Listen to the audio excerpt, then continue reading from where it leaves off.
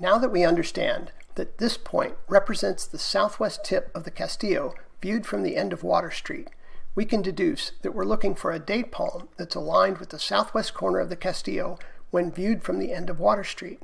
Foliage has changed significantly since 1981, so it's really helpful that a high-resolution aerial photo was taken of St. Augustine in 1980. The resolution of this photograph is remarkable for 1980.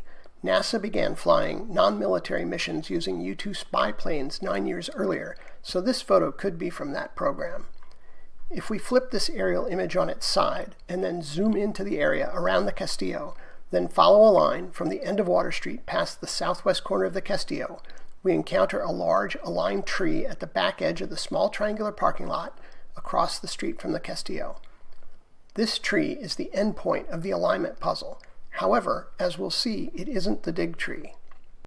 I found a ground-based photo of this tree taken from this vantage point that was published by the National Park Service. It was dated circa 1980. Zooming in, we can see that the tree was a large date palm that was easily visible from far away.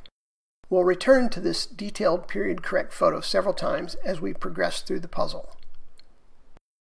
The aerial photo shows that the Castillo moat had water in it around 1980, so it makes sense that the rock representing the corner of the Castillo has a reflection in the water. Because the aligned tree is well beyond the corner, it also makes sense that the tree has no reflection. There are also several clues from the verse that pertain to the alignment puzzle. Like many structures in St. Augustine, the Castillo is constructed of the locally quarryable rock known as coquina. Coquina is composed of shell and limestone. As the alignment puzzle crosses the street, separating the relatively old historic sites we've just toured from the relatively new downtown area, years pass, and as we reach the far side of the street, we encounter a large aligned storm drain where rain falls. Reassuringly, the street crossing clue, years pass, and the storm drain clue, rain falls, appear in the same line of the verse in the order in which we encounter them.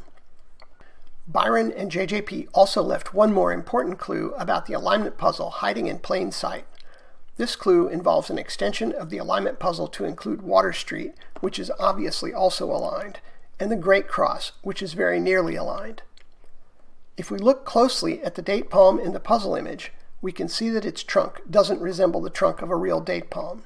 That's because its trunk is really the lower beam and base of the Great Cross, with the overlaid head of a date palm. This clue clearly refers to the alignment of the Great Cross with a date palm. It's the first of 3 major clues that assure us that the alignment puzzle is interpreted correctly. Before I found this photo of the tree that ends the alignment puzzle, I assumed that it would look like the tree in the puzzle image and that it would mark the dig spot. However, Byron had a few more tricks up his sleeve.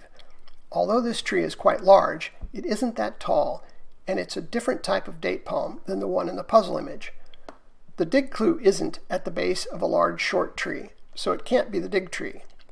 So the alignment puzzle leaves us near the back corner of the small triangular parking lot across the street from the Castillo, still looking for a tall date palm.